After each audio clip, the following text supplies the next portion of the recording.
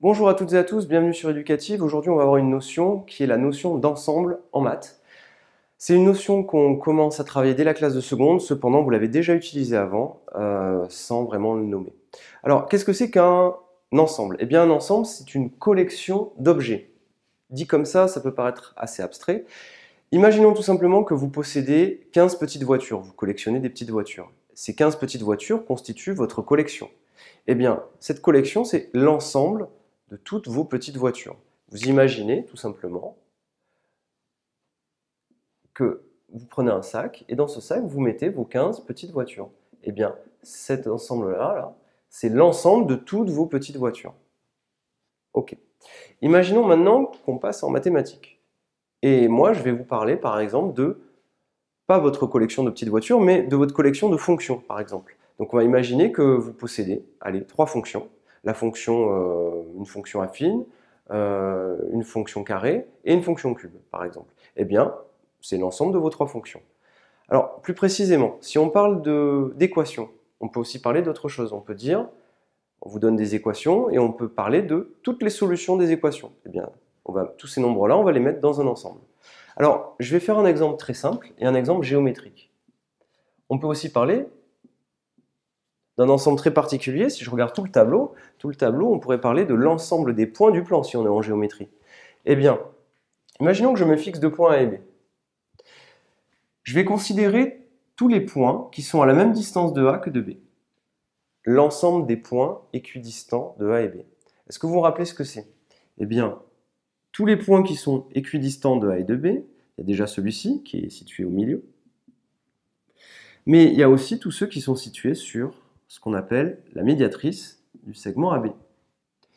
La médiatrice du segment AB, je vous rappelle que c'est la droite qui est perpendiculaire au segment AB et qui coupe le segment AB en son milieu. Et tous les points qui sont situés sur la médiatrice sont équidistants de A et B.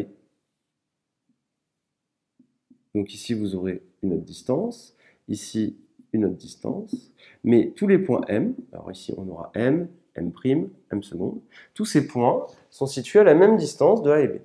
Eh bien, cette droite D, vous êtes d'accord que c'est un ensemble de points. C'est une droite. Comment on peut l'écrire? Alors, on va bien réfléchir et apprendre à écrire un ensemble. Attention, quand vous parlez de cet ensemble, qui est une droite, c'est un ensemble particulier. Ce sont tous les points M. Alors, on met une accolade.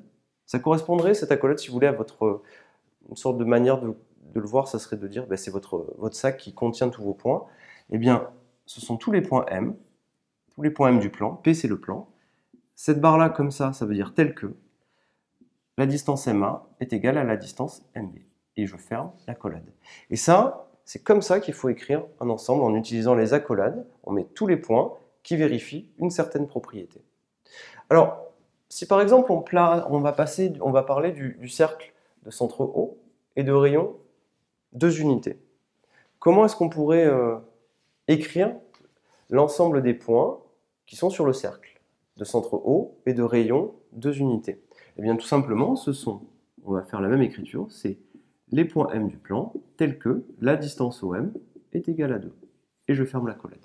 D'accord? Donc, utilisez bien cette écriture pour écrire les ensembles, l'accolade, tous les points qui vérifient une certaine propriété, tout simplement. Alors, maintenant, on va passer à une autre idée. On va passer